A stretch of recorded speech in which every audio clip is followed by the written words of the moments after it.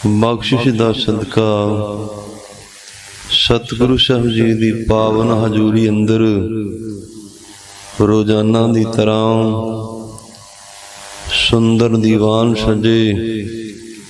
सजे हुए दीवान दे विच पंज बाणियां दे नितनेम श्री सुखमनी साहब जी दे पाठ आशा जी दी वार दा कीर्तन होया। वडभागी जना ने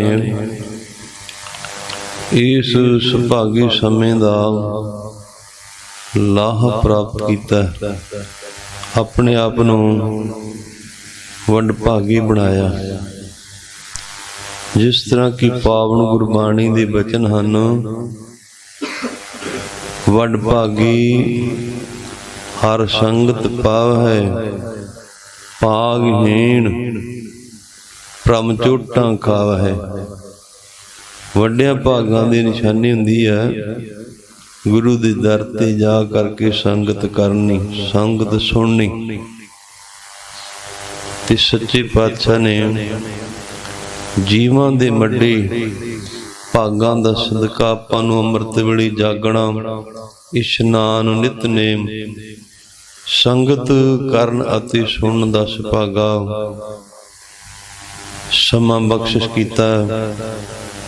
आओ हुण जो इस विद्यालय के अंदर सच्चे पातशाह जी की कृपा का सदका लड़ीवार पावन गुरबाणी की कथा विचार चल रही है, उस दा समा होया।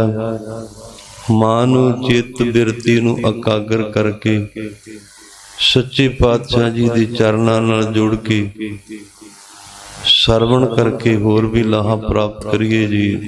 सतनाम श्री वाहिगुरु साहिब जी।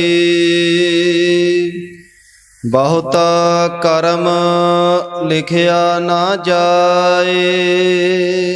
धन सतगुरु श्री गुरु नानक देव साहब जी महाराज सच्चे पातशाह जी दे चरण कमलों पास सिद्ध बेनती करते हैं कि सच्चे पातशाह जी अकाल पुरख वाहिगुरु दे करतब बख्शिशां जिहड़ियां जीवां दे उपर करदा है, अकाल पुरख वाहिगुरु दे कौतक कृपा करके सानू दसो।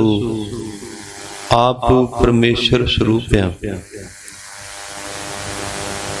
जिमें कि पावन बाणी दे बचन हैं, जोत रूप हार आप गुरु नानक कहायो। परमेश्वर दा स्वरूप श्री गुरु नानक देव साहब जी महाराज सच्चे पातशाह पंज तत्तां दा शरीर धारण करके इस धरती ते आया। की कारण? कलमल होई मेदनी अरदास करे लिवलाए, सच्ची सुनिया कन्न दे धीरक देवै सहज सुभाई। कलमल होई मेदनी, मेदनी नाम है धरती का, ते कलमल नाम है पापां तो व्याकुल होई। बहुत परेशान दुखी होई है धरती, अरदास करे लिवलाए। फिर अकाल पुरख दे अगे अरदास बेनती कर दी है, सच्ची सुनिया कन्न दे। उस अकाल पुरख वाहिगुरु ने गौर दे नाल इस धरती दी अरदास बेनती नूं सुनिया। धीरक देवै सहज सुभाए, धीरज दिती है। जिस तरह कोई बंदा दुखी हुंदा ओदी खबर सार लैण वास्ते जदों कोई मनुख जांदा है, उन्होंने गुरमुखों हौसला दिंदा है तू घबरा ना, कोई गल नहीं, तेरा दुख कटिया जाना, मैं तेरे नाल आ। इस तरह अकाल पुरख वाहिगुरु ने भी धीरज दिता इस धरती नूं कि कोई नहीं, तू डर ना, घबरा ना, असीं तेरे ते आप आवांगे। देवी देवते आए, पीर पकंबर आए, राक्ष आए, पर किसी ने भी अकाल पुरख वाहिगुरु का नाम नहीं जपाया। नाम जपाउण वास्ते चढ़िया सोधन तरत लुकाई। जिवें एक जिमींदार हुंदा है, अपने खेत नूं गेड़ा मारदा, जिथे उन्होंने नदीन गंद दिसदा है ते वो धरती नूं अपने खेत नूं सोधण दा यतन करदा है। जे ना सोधिया फसल खराब हो जानी है। इस तरह गुरु नानक देव सच्चे पातशाह धरती नूं सोधण वास्ते, गुरमत दा रस्ता दस्सण वास्ते, जिहड़े लोग परमेश्वर तो भटक गए सन, भटकियां नूं सूझी देण वास्ते, भुल्लियां नूं समझाउण वास्ते इस धरती ते आए। सच्चे पातशाह ने सारी धरती ते गए। जिहड़े लोकां ने कुमत धारण कीती, खोटी मत नूं धारण कीता, सच्चे पातशाह ने कृपा दृष्टि करके उन्होंने सुमत दी है। जिहड़े गलत रस्ते दे पंथी बने सन, उन्होंने गुरमत दा जिहड़ा सीधा रस्ता है उहदे बारे जानकारी दी। सच्चे पातशाह जी ने सारी धरती ते चक्कर लाया, दुनिया दे टुटे हुए लोकां नूं परमेश्वर नाल जोड़िया। जुड़े भी लोग सारी धरती ते जा करके अकाल पुरख वाहिगुरु दा नाम जपाया। जिथों किसी नूं आस होवे उथों ही मंगिया जांदा है। जिस जगह तो सानू कोई जवाब मिलना है, सानू सुधी मिलनी है, उस जगह ते जा करके फरियाद की जाती है। सिद्ध लोकां ने भी गुरु नानक देव सच्चे पातशाह दे चरण कमलां पास फरियाद की, बेनती की है कि सच्चे पातशाह आप तिन्ना कालां दे ज्ञाते हैं, बीतिया वर्तमान ते आउण वाला समा किहो जिहा होना। सच्चे पातशाह आप परमेश्वर स्वरूप हैं, सिद्ध बोलण, शुभ बचन, धन नानक तेरी वड्डी कमाई। तुसी वड्डे आ, आप जी दी कमाई भी वड्डी आ, आप जी दियां बख्शां वड्डियां, आप जी दियां वड्डियाइयां भी वड्डियां। वड्डे कियां वड्डियाइयां किछ कहना कथन न जाए। सच्चे पातशाह जी दियां वड्डियाइयां भी वड्डियां। किरपा करके परमेश्वर दे जिहड़े कौतक आ उन्हां दे बारे सानूं दसो। जिथे गुरमुखो आपां लड़ीवार रोज गुर इतिहास की कथा विचार सरवण करते कि साडे सतगुरु साहबान जी का इतिहास की है, किन्ने कौतक कीते है। इहदे नाल नाल अज धन सतगुरु श्री गुरु अमरदास सच्चे पातशाह का पुरब है।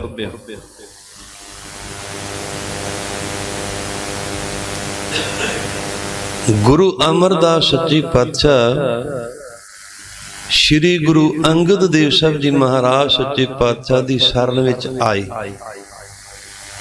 खडूर साहब की धरती ते रिश्तेदारी विचों गुरु अंगद देव साहब जी महाराज सच्चे पातशाह कुड़म लगदे सन, पर अज तीजे पातशाह कुड़म बन के नहीं आए। अज सिख बनने वास्ते सेवक बन के आए आ। उम्र करके भी वड्डे सन, रिश्ता करके भी तीजे पातशाह ਦੂਜੇ ਪਾਤਸ਼ਾਹ ਨਾਲ ਵੱਡੇ ਸਨ। ਆਮ ਦੁਨਿਆਵੀ ਲੋਕਾਂ ਦੀ ਇੱਕ ਕਹਾਵਤ ਆ, ਜਿਹੜੇ ਘਰ ਪਰਿਵਾਰ ਵਿੱਚ ਧੀ ਦੀ ਸ਼ਾਦੀ ਹੋਵੇ ਉਸ ਘਰ ਨੂੰ ਵੱਡਾ ਤੇ ਧੀ ਵਾਲੇ ਘਰ ਨੂੰ ਛੋਟਾ ਮੰਨਿਆ ਜਾਂਦਾ ਵੀ ਧੀਆਂ ਵਾਲਿਆਂ ਦੇ ਸਿਰ ਨੀਵੇਂ ਹੁੰਦੇ ਆ।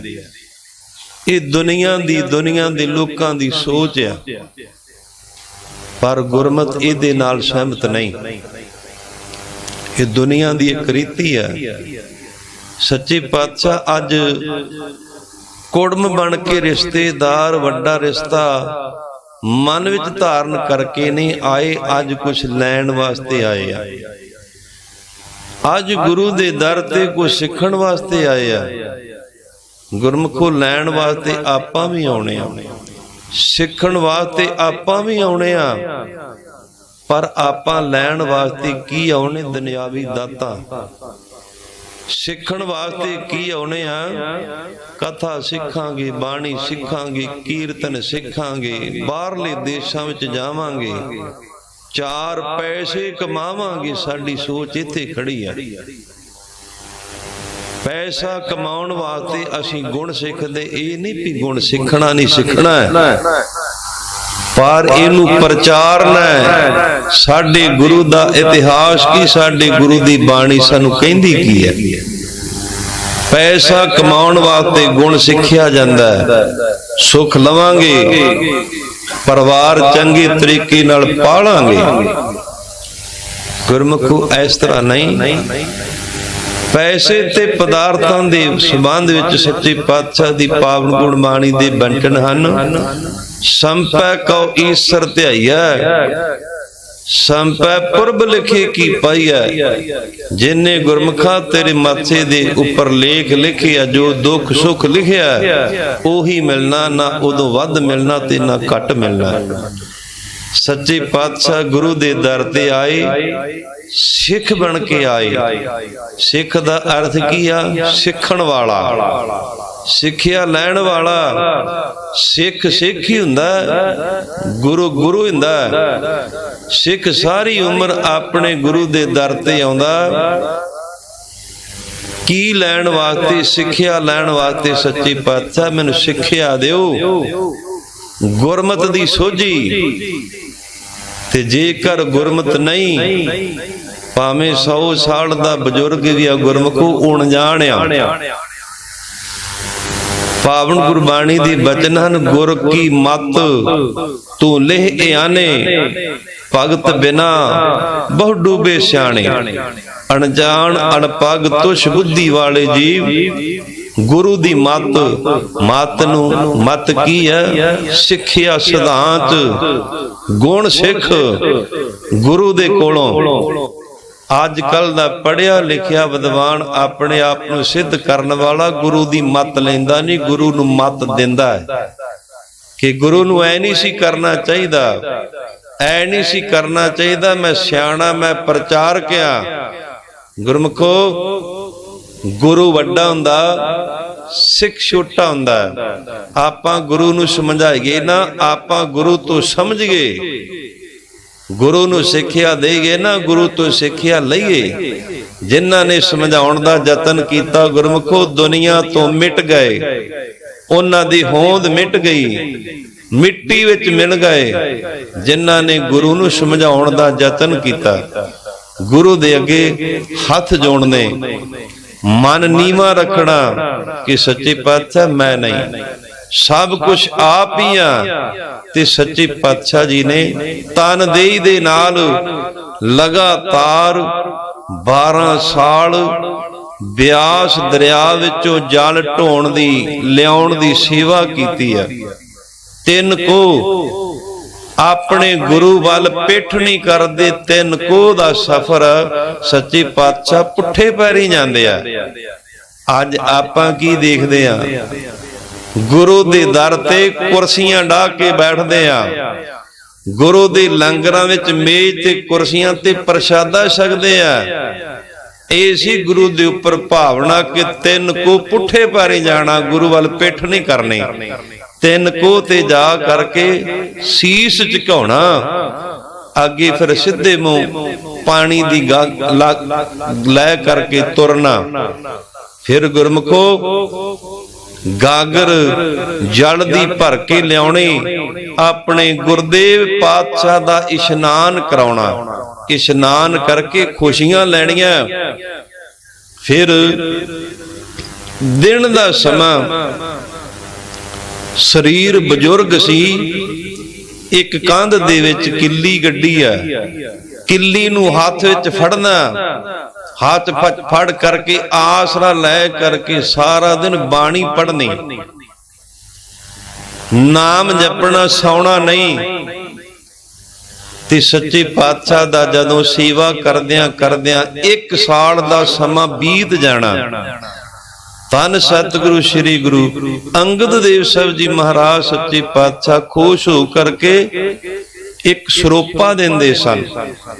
ਸਰੋਪੇ ਗੁਰਮੁਖੋ ਆਪਾਂ ਵੀ ਲੈਨੇ ਆ ਤੇ ਦੇਨੇ ਵੀ ਆ। ਸਰੋਪੇ ਦੀ ਨਾ ਤਾਂ ਦੇਣ ਵਾਲੇ ਨੂੰ ਕਦਰਿਆ ਤੇ ਨਾ ਲੈਣ ਵਾਲੇ ਨੂੰ ਸਾਰਿਆ।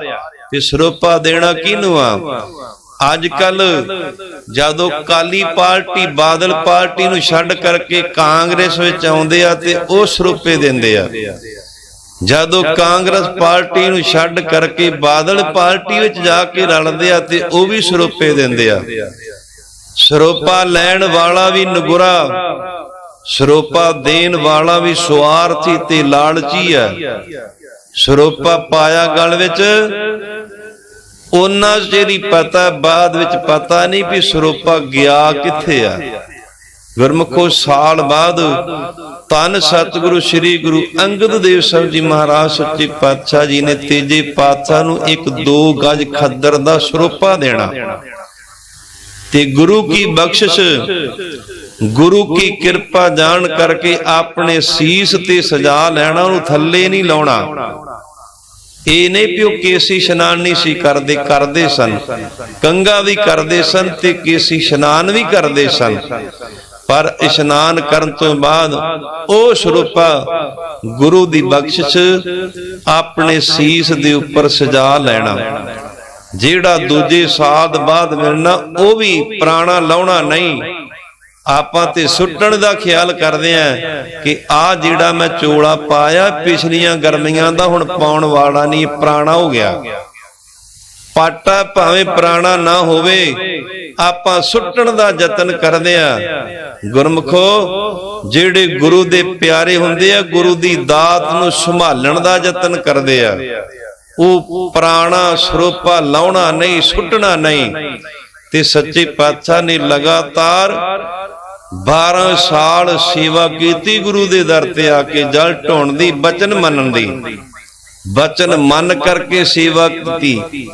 ਤੇ ਜਿਹੜੇ ਆਪਣੇ ਗੁਰੂ ਪਾਤਸ਼ਾਹ ਦਾ ਬਚਨ ਮੰਨਦੇ ਆ, ਉਹਨਾਂ ਦੇ ਪ੍ਰਥਾਏ ਪਾਵਨ ਗੁਰਬਾਣੀ ਦੀ ਬਚਨਾਂ ਨੂੰ ਹੁਕਮ ਮੰਨਿਆ ਹੋਵੇ ਪ੍ਰਵਾਨ, ਤਾਂ ਖਸਮੈ ਕਾ ਮਹਿਲ ਪਾਈ ਸੀ। ਹੁਕਮ ਮੰਨ ਕਰਕੇ ਸੇਵਾ ਕੀਤੀ।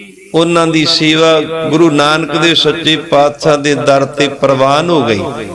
ਉਹ ਗੁਰੂ ਦਾ ਸਰੂਪ ਬਣ ਗਏ, ਗੁਰਤਾ ਗੱਦੀ ਦੇ ਮਾਲਕ ਬਣ ਗਏ। ਤੇ ਜਦੋਂ ਗੁਰਮੁਖੋ 12ਵਾਂ ਸਾਲ ਆਇਆ, ਜਲ ਦੀ ਗਾਗਰ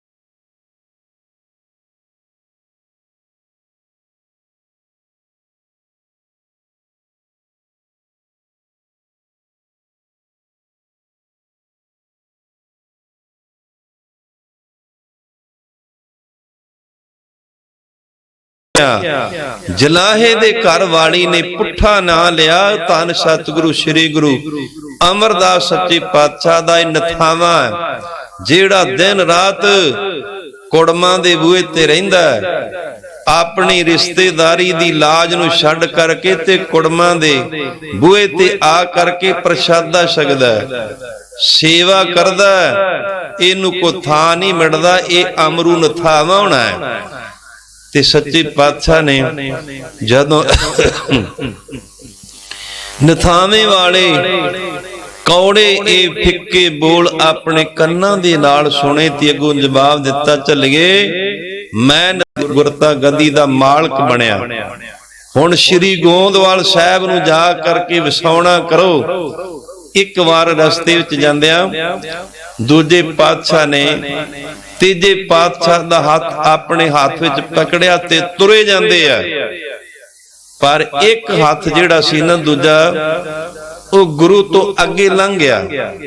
ਤੇ ਤੀਜੇ ਪਾਤਸ਼ਾਹ ਨੇ ਉਸ ਹੱਥ ਦੇ ਨਾਲ ਗੁਰਮੁਖੋ ਸਾਰੀ ਜ਼ਿੰਦਗੀ ਕੰਮ ਨਹੀਂ ਸੀ ਕੀਤਾ। ਕਿਉਂ ਨਹੀਂ ਕੀਤਾ? ਇਸ ਹੱਥ ਨੇ ਮੇਰੇ ਗੁਰੂ ਦੀ ਅਵਗਿਆ ਕੀਤੀ, ਮੇਰੇ ਗੁਰੂ ਤੋਂ ਅੱਗੇ ਲੰਘ ਗਿਆ, ਅਵਗਿਆ ਕੀਤੀ। ਅੱਜ ਤੋਂ ਬਾਅਦ ਅਸੀਂ ਇਸ ਹੱਥ ਦੇ ਨਾਲ ਕੋਈ ਕਿਰਿਆ ਨਹੀਂ ਕਰਨੀ, ਮੇਰੇ ਗੁਰੂ ਦੀ ਮੇਰੇ ਹੱਥ ਨੇ ਅਵਗਿਆ ਕੀਤੀ ਆ। ਇੰਨਾ ਮਾਨ ਸਨਮਾਨ ਤੇ ਭਾਵਨਾ ਤੇ ਪ੍ਰੇਮ ਸੀ ਆਪਣੇ ਗੁਰੂ ਦੇ ਪਰਥਾਏ। ਤੀਜੇ ਪਾਤਸ਼ਾਹ ਧੰਨ ਸਤਿਗੁਰੂ ਸ੍ਰੀ ਗੁਰੂ ਅਮਰਦਾਸ ਸਾਹਿਬ ਜੀ ਮਹਾਰਾਜ ਸੱਚੇ ਪਾਤਸ਼ਾਹ ਦਾ ਗੁਰੂ ਦਾ ਬਚਨ ਮੰਨਿਆ, ਸ਼੍ਰੀ ਗੋਂਦਵਾਲ ਸਾਹਿਬ ਨਗਰ ਨੂੰ ਵਸਾਇਆ ਤੇ ਵਸਾ ਕਰਕੇ ਪਟ ਸਹਿਬਾਨ ਪਾਵਨ ਗੁਰਬਾਣੀ ਅੰਦਰ ਜ਼ਿਕਰ ਕਰਦੇ ਆ, ਗੋਬਿੰਦ ਵਾਲ ਜਲਣ ਤੀਰ ਪਪਾਸ ਬਣਾਇਓ। ਇਹ ਜਿਸ ਤਰ੍ਹਾਂ ਸੱਚਖੰਡ ਅਕਾਲ ਪੁਰਖ ਦੀ ਦਰਗਾਹ, ਇਸੇ ਤਰ੍ਹਾਂ ਦਾ ਸ਼ਹਿਰ ਧੰਨ ਸਤਿਗੁਰੂ ਸ੍ਰੀ ਗੁਰੂ ਅਮਰਦਾਸ ਸਾਹਿਬ ਜੀ ਮਹਾਰਾਜ ਸੱਚੇ ਪਾਤਸ਼ਾਹ ਨੇ ਬਿਆਸ ਨਦੀ ਦੇ ਕਿਨਾਰੇ ਤੇ ਵਸਾਇਆ। ਤੇ ਸੱਚੇ ਪਾਤਸ਼ਾਹ ਨੇ 22 ਸਾਲ ਲਗਾਤਾਰ ਗੁਰਤਾ ਗੱਦੀ ਕੀਤੀ ਤੇ ਕਲਯੁਗੀ ਜੀਵਾਂ ਦਾ ਉਧਾਰ ਕੀਤਾ। ਤੇ ਗੁਰਮੁਖੋ ਜਦੋਂ ਸੇਵਾ ਕੀਤੀ ਤੇ ਸੱਚੇ ਪਾਤਸ਼ਾਹ ਨੇ ਤੀਜੇ ਪਾਤਸ਼ਾਹ ਨੂੰ 12 ਵਰ ਦਿੱਤੇ। ਜਿੱਥੇ ਕਿਹਾ ਸੀ ਨਾ ਨਥਾਵਾਂ ਹੈ, ਤੇ ਸੱਚੇ ਪਾਤਸ਼ਾਹ ਨੇ ਵਰ ਦਿੱਤੇ, ਨਥਾਵਿਆਂ ਦੀ ਥਾਂ ਨਿਗਤਿਆਂ ਦੀ ਗਤ, ਨਿਪੱਤਿਆਂ ਦੀ ਪੱਤ, ਨਿਧਰਿਆਂ ਦੇ ਧਰ, ਨਿਆਸਰਿਆਂ ਦੇ ਆਸਰੇ, ਗਈ ਬੋੜ। ਇਸ ਤਰ੍ਹਾਂ ਦੇ ਸੱਚੇ ਪਾਤਸ਼ਾਹ ਨੇ ਤੀਜੇ ਪਾਤਸ਼ਾਹ ਨੂੰ 12 ਵਰ ਦਿੱਤੇ ਸਨ ਕਿ ਜਿਨ੍ਹਾਂ ਨੂੰ ਕਿਤੇ ਥਾਂ ਨਹੀਂ ਮਿਲੇਗੀ, ਸੱਚੇ ਪਾਤਸ਼ਾਹ ਉਹਨੂੰ ਤੇਰੇ ਦਰ ਤੇ ਆ ਕਰਕੇ ਥਾਂ ਮਿਲੇਗੀ। ਜਿਨ੍ਹਾਂ ਦੀ ਗਤੀ ਮੁਕਤੀ ਨਹੀਂ ਹੁੰਦੀ, ਉਹਨਾਂ ਨੂੰ ਆਪ ਜੀ ਦੇ ਦਰ ਤੇ ਆ ਕਰਕੇ ਮੁਕਤੀ ਦਾ ਵਰ ਪ੍ਰਾਪਤ ਹੋਵੇਗਾ। ਤੇ ਸੱਚੇ ਪਾਤਸ਼ਾਹ ਨੇ ਸਤਿਗੁਰੂ ਸਾਹਿਬ ਜੀ ਦੇ ਦਰ ਤੇ ਆ ਕਰਕੇ ਲਗਾਤਾਰ 12 ਸਾਲ ਵਚਨ ਮੰਨ ਕਰਕੇ ਸੇਵਾ ਕੀਤੀ। ਤੇ ਸੇਵਾ ਕਰਕੇ ਗੁਰਤਾ ਗੱਦੀ ਦੇ ਤਖਤ ਦੇ ਮਾਲਕ ਬਣੇ ਸਨ ਧੰਨ ਸਤਿਗੁਰੂ ਸ੍ਰੀ ਗੁਰੂ ਅਮਰਦਾਸ ਸਾਹਿਬ ਜੀ ਮਹਾਰਾਜ ਸੱਚੇ ਪਾਤਸ਼ਾਹ, ਜਿਨ੍ਹਾਂ ਦੇ ਪਰਥਾਏ ਭੱਟਾਂ ਦੀ ਰਸਨਾ ਦੇ ਬਚਨ ਹਨ, ਭੱਲੇ ਅਮਰ ਦਾਸ ਗੁਣ ਤੇਰੇ, ਤੇਰੀ ਉਪਮਾ ਤੋਹੇ ਬਨ ਆਵੈ। ਭੱਲੇ ਗੋਤ ਦੇ ਧੰਨ ਸਤਿਗੁਰੂ ਸ੍ਰੀ ਗੁਰੂ ਅਮਰਦਾਸ ਸਾਹਿਬ ਜੀ ਮਹਾਰਾਜ ਸੱਚੇ ਪਾਤਸ਼ਾਹ, ਆਪ ਜੀ ਦੀ ਸੋਭਾ, ਆਪ ਜੀ ਦੀ ਵਡਿਆਈ, ਆਪ ਜੀ ਦੇ ਪਰਉਪਕਾਰ, ਆਪ ਜੀ ਨੂੰ ਬਣਾਉਂਦੇ ਆ। ਆਪ ਜੀ ਵਰਗਾ ਦੁਨੀਆ ਤੇ ਨਾ ਤਾਂ ਪਹਿਲਾਂ, ਨਾ ਹੁਣ ਤੇ ਨਾ ਆਉਣ ਵਾਲੇ ਸਮੇਂ ਵਿੱਚ ਹੋਵੇਗਾ। ਧੰਨ ਸਤਿਗੁਰੂ ਸ੍ਰੀ ਗੁਰੂ ਅਮਰਦਾਸ ਸਾਹਿਬ ਜੀ ਮਹਾਰਾਜ ਸੱਚੇ ਪਾਤਸ਼ਾਹ ਜੀ ਦੇ ਗੁਰਪੁਰਬ ਦੀ ਸਮੂਹ ਗੁਰੂ ਨਾਨਕ ਨਾਮ ਲੇਵਾ ਸੰਗਤਾਂ ਨੂੰ ਲੱਖ ਲੱਖ ਲੱਖ ਲੱਖ ਵਧਾਈ ਹੋਵੇ। ਆਓ ਆਪਾਂ ਜਿਨ੍ਹਾਂ ਨੇ ਖੰਡੇ ਬਾਟੇ ਦਾ ਅੰਮ੍ਰਿਤ ਨਹੀਂ ਛਕਿਆ, ਖੰਡੇ ਬਾਟੇ ਦਾ ਅੰਮ੍ਰਿਤ ਛਕੀਏ। ਤੇ ਜਿਨ੍ਹਾਂ ਨੇ ਅੰਮ੍ਰਿਤ ਛਕਿਆ ਉਹ ਰਹਿਤ ਨਹੀਂ ਰੱਖਦੇ, ਤੇ ਆਪਾਂ ਰਹਿਤ ਰੱਖੀਏ। ਕਈਆਂ ਨੇ ਅੰਮ੍ਰਿਤ ਛਕਿਆ ਹੁੰਦਾ ਤੇ ਰਹਿਤ ਨਹੀਂ ਰੱਖਦੇ। ਕਈਆਂ ਨੇ ਅੰਮ੍ਰਿਤ ਛਕਿਆ ਹੁੰਦਾ, ਉਹ ਬਾਣੀ ਨਹੀਂ ਪੜ੍ਹਦੇ। ਗੁਰਮੁਖੋ, ਜਿੱਥੇ ਸੱਚੇ ਪਾਤਸ਼ਾਹ ਨੇ ਸਾਨੂੰ ਸਿੱਖੀ ਦਿੱਤੀ ਆ, ਅੰਮ੍ਰਿਤ ਦੀ ਦਾਤ ਦਿੱਤੀ ਆ, ਇਹ ਪੰਜ ਕਕਾਰੀ ਰਹਿਤ ਵੀ ਰੱਖੀਏ। ਪੰਜ ਕਕਾਰੀ ਰਹਿਤ ਵੀ ਰੱਖਣੀ ਆ, ਨਿਤ ਨੇਮੀ ਬਣਨਾ ਤੇ ਨਿਤਾ ਪ੍ਰਤੀ ਧੰਨ ਸਤਿਗੁਰੂ ਸ੍ਰੀ ਗੁਰੂ ਗ੍ਰੰਥ ਸਾਹਿਬ ਜੀ ਮਹਾਰਾਜ ਸੱਚੇ ਪਾਤਸ਼ਾਹ ਦੇ ਦਰਸ਼ਨ ਕਰਨੇ ਆ, ਆਗਿਆ ਦਾ ਪਾਲਣ ਕਰਨਾ, ਆਗਿਆ ਤੋਂ ਬਾਹਰ ਨਹੀਂ ਜਾਣਾ। ਪੰਜ ਕਕਾਰੀ ਰਹਿਤ ਨੂੰ ਕਦੇ ਵਾਸਤੇ ਭੁੱਲਣਾ ਨਹੀਂ। ਕਿੰਨਾ ਕੁ ਚਿਰ ਰੱਖਣੀ ਆ? ਸੇਵਕ ਕੀ ਓੜਕ ਨਿਭੀ ਪ੍ਰੀਤ, ਜੀਵਤ ਸਾਹਿਬ ਸੇਵਿਓ ਆਪਣਾ, ਚਲਤੇ ਰਾਖਿਓ ਚੀਤ। ਖੰਡੇ ਬਾਟੇ ਦਾ ਅੰਮ੍ਰਿਤ ਛਕੀਏ, ਪੰਜ ਕਕਾਰ ਆਪਣੇ ਸਰੀਰ ਤੇ ਧਾਰਨ ਕਰੀਏ ਤੇ ਪੰਜਾਂ ਕਕਾਰਾਂ ਦੀ ਰਹਿਤ ਰੱਖੀਏ, ਨਿਤ ਨੇਮੀ ਬਣੀਏ, ਨਗੁਰੇ ਪੁਣੇ ਦੀ ਜੋਠ ਨੂੰ ਲਾਈਏ, ਗੁਰੂ ਵਾਲੇ ਬਣ ਕੇ ਧੰਨ ਸਤਿਗੁਰੂ ਸ੍ਰੀ ਗੁਰੂ ਗੋਬਿੰਦ ਸਿੰਘ ਸਾਹਿਬ ਜੀ ਮਹਾਰਾਜ ਸੱਚੇ ਪਾਤਸ਼ਾਹ ਜੀ ਦੇ ਪੁੱਤਰ ਅਤੇ ਪੁੱਤਰੀਆਂ ਬਣਨ ਦਾ ਸੁਭਾਗ ਪ੍ਰਾਪਤ ਕਰੀਏ। ਜਗਤ ਮਾਤਾ ਸਾਹਿਬ ਦੇਵਾ ਕੌਰ ਜੀ ਦੇ ਆਪਾਂ ਬੱਚੇ ਤੇ ਬੱਚੀਆਂ ਬਣੀਏ, ਆਨੰਦਪੁਰ ਸਾਹਿਬ ਦੇ ਵਾਸੀ ਬਣੀਏ, ਕੇਸਗੜ੍ਹ ਸਾਹਿਬ ਦੇ ਆਪਾਂ ਜਨਮ ਧਾਰਨ ਕਰੀਏ ਤੇ ਗੁਰੂ ਕੇ ਲਾਹੌਰ ਆਪਣੇ ਖਾਲਸੇ ਦੇ ਨਾਨਕੇ ਆ। ਇਹ ਸੱਚੇ ਪਾਤਸ਼ਾਹ ਨੇ ਆਪਣੇ ਖਾਲਸਾ ਪੰਥ ਨੂੰ ਖਿਤਾਬ ਦਿੱਤਾ ਕਿ ਜਿਸ ਪ੍ਰਾਣਾ ਧਾਰੀ ਦਾ ਮਾਤਾ ਪਿਤਾ ਪਰਮੇਸ਼ਰ ਬਣ ਜਾਵੇ, ਕਲਗੀਧਰ ਪਰਮੇਸ਼ਰ ਆ, ਉਹਨਾਂ ਦੀ ਪਰਮੇਸ਼ਰ ਦੇ ਮਹਿਲ ਮਾਤਾ ਸਾਹਿਬ ਦੇਵਾਂ ਕੌਰ। ਗੁਰਮੁਖੋ, ਇਹਦੇ ਨਾਲੋਂ ਕੋਈ ਵੱਡੀ ਦਾਤ ਨਹੀਂ। ਅੰਮ੍ਰਿਤ ਛਕਣ ਤੋਂ ਬਾਅਦ ਸਾਨੂੰ ਸਿੱਖਿਆ ਦਿੱਤੀ ਜਾਂਦੀ ਕਿ ਅੱਜ ਤੋਂ ਧਰਮ ਦੇ ਪਿਤਾ ਕਲਗੀਧਰ ਪਾਤਸ਼ਾਹ ਸ੍ਰੀ ਗੁਰੂ ਗੋਬਿੰਦ ਸਿੰਘ ਸਾਹਿਬ ਜੀ ਮਹਾਰਾਜ ਸੱਚੇ ਪਾਤਸ਼ਾਹ ਨੇ ਮਾਤਾ ਸਾਹਿਬ ਦੇਵਾਂ ਕੌਰ ਸਾਡੀ ਮਾਤਾ ਜੀ ਆ, ਵਾਸੀ ਖਾਲਸਾ ਸ੍ਰੀ ਅਨੰਦਪੁਰ ਸਾਹਿਬ ਦਾ, ਜਨਮ ਖਾਲਸੇ ਦਾ ਤਖਤ ਸ੍ਰੀ ਕੇਸਗੜ੍ਹ ਸਾਹਿਬ ਦਾ, ਨਾਨਕੇ ਗੁਰੂ ਕੇ ਲਾਹੌਰ ਆ। ਇਹਦੇ ਨਾਲੋਂ ਗੁਰਮੁਖੋ ਕੋ ਵੱਡੀ ਦਾਤ ਨਹੀਂ। ਜੇਕਰ ਸਾਡੇ ਪਿਤਾ ਧੰਨ ਸਤਿਗੁਰੂ ਸ੍ਰੀ ਗੁਰੂ ਗੋਬਿੰਦ ਸਿੰਘ ਸਾਹਿਬ ਜੀ ਮਹਾਰਾਜ ਸੱਚੇ ਪਾਤਸ਼ਾਹ ਬਣ ਜਾਣ, ਖੰਡੇ ਬਾਟੇ ਦਾ ਇਹ ਗੁਰਪੁਰਬ ਮਨਾਇਆ ਤਾਂ ਹੀ ਸਾਡਾ ਸਫਲ ਹੈ। ਜੇਕਰ ਆਪਾਂ ਖੰਡੇ ਬਾਟੇ ਦਾ ਅੰਮ੍ਰਿਤ ਛਕੀਏ, ਨਹੀਂ ਤੇ ਗੁਰਮੁਖੋ ਪਾਵਨ ਗੁਰਬਾਣੀ ਦੀ ਬਚਨ ਹਨ, ਸੇਵਕ ਸਿੱਖ ਪੂਜਨ ਸਭ ਆਵੈ, ਸਭ ਗਾਵਹਿ ਹਰ ਹਰ ਉਤਮ ਬਾਣੀ, ਗਾਵਿਆ ਸੁਣਿਆ ਤਿਨ ਕਾ ਹਰ ਥਾਈ ਪਾਵੈ, ਜਿਨ ਸਤਿਗੁਰ ਕੀ ਆਗਿਆ ਸਤ ਕਰਮਾਨੀ। ਸੱਚੇ ਪਾਤਸ਼ਾਹ ਜੀ ਦੀ ਆਗਿਆ ਦਾ ਪਾਲਣ ਕਰੀਏ। ਮੈਂ ਆਪਣੇ ਵੱਲੋਂ ਦੇਸ਼ਾਂ ਅਤੇ ਵਿਦੇਸ਼ਾਂ ਦੀਆਂ ਸਮੂਹ ਗੁਰੂ ਨਾਨਕ ਨਾਮ ਲੇਵਾ ਸੰਗਤਾਂ ਨੂੰ ਧੰਨ ਸਤਿਗੁਰੂ ਸ੍ਰੀ ਗੁਰੂ ਅਮਰਦਾਸ ਸਾਹਿਬ ਜੀ ਮਹਾਰਾਜ ਸੱਚੇ ਪਾਤਸ਼ਾਹ ਦੇ ਗੁਰਪੁਰਬ ਦੀ ਲੱਖ ਲੱਖ ਵਧਾਈ ਦੇਣਾ। ਆਓ ਜੋ ਹੁਣ ਪਾਵਨ ਗੁਰਬਾਣੀ ਦੀ ਕਥਾ ਵਿਚਾਰ ਚੱਲ ਰਹੀ ਹੈ, ਪਾਵਨ ਗੁਰਬਾਣੀ ਦੀ ਕਥਾ ਵਿਚਾਰ ਸਰਵਣ ਕਰਕੇ ਹੋਰ ਵੀ ਲਾਹਾ ਪ੍ਰਾਪਤ ਕਰੀਏ ਜੀ। ਸਤਨਾਮ ਸ੍ਰੀ ਵਾਹਿਗੁਰੂ ਸਾਹਿਬ ਜੀ।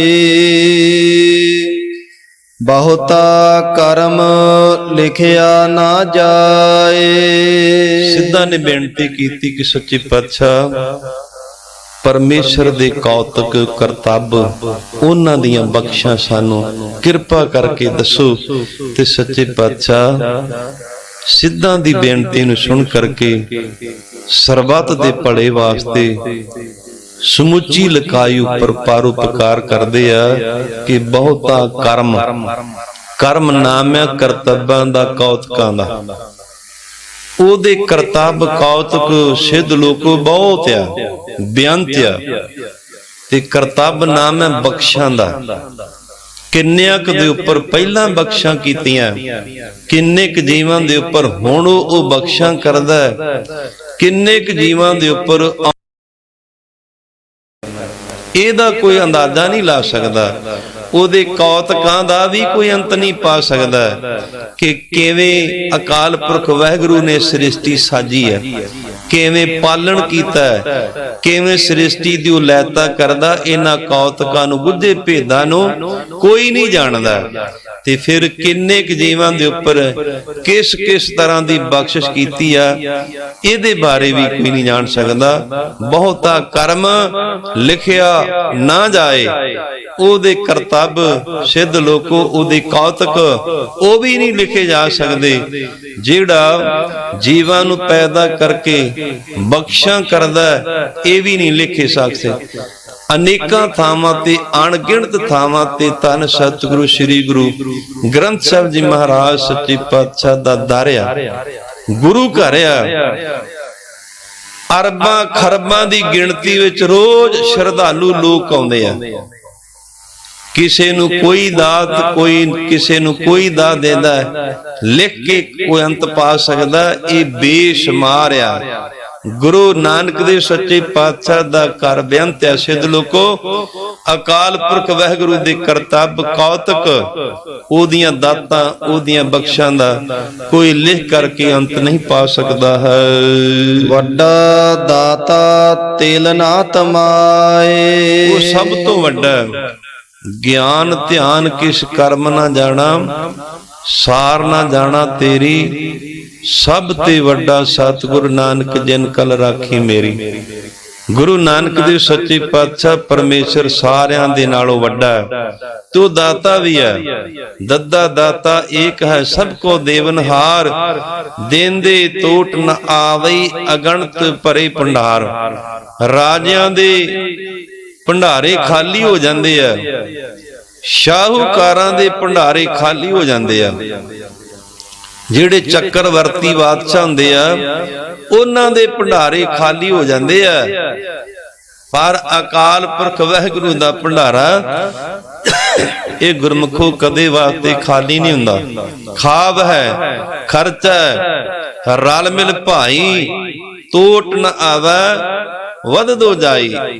ਇਹਨੂੰ ਕਦੇ ਟੋਟਾ ਨਹੀਂ ਆਉਂਦਾ। ਇਹ ਭੰਡਾਰਾ ਕਦੇ ਵਾਸਤੇ ਗੁਰਮੁਖੋ ਮੁੱਕਦਾ ਨਹੀਂ। ਤੇਲ ਨਾ ਤਮਾਏ। ਪਰ ਆਮ ਤੌਰ ਤੇ ਜਿਵੇਂ ਹੁਣ ਆ ਬਿਮਾਰੀ ਦਾ ਦੌਰ ਚੱਲਿਆ, ਆਪੋ ਆਪਣੀ ਵੇਤ ਅਨੁਸਾਰ ਲੋੜਵੰਦਾਂ ਨੂੰ ਲੋਕ ਦਾਨ ਦਿੰਦੇ ਆ, ਸਹਾਇਤਾ ਦਿੰਦੇ ਆ, ਪਰ ਨਿਰਇਸ਼ਤ ਹੋ ਕਰਕੇ ਕੋਈ ਗੁਰਮੁਖ ਵਿਰਲਾ ਦਿੰਦਾ ਹੈ। ਬਹੁਤੇ ਕਾਹਦੇ ਵਾਸਤੇ ਦਿੰਦੇ ਆ ਕਿ ਜਦੋਂ ਵੋਟਾਂ ਪੈਣ ਤੇ ਸਾਡੀਆਂ ਵੋਟਾਂ ਪੱਕੀਆਂ ਹੋ ਜਾਣ।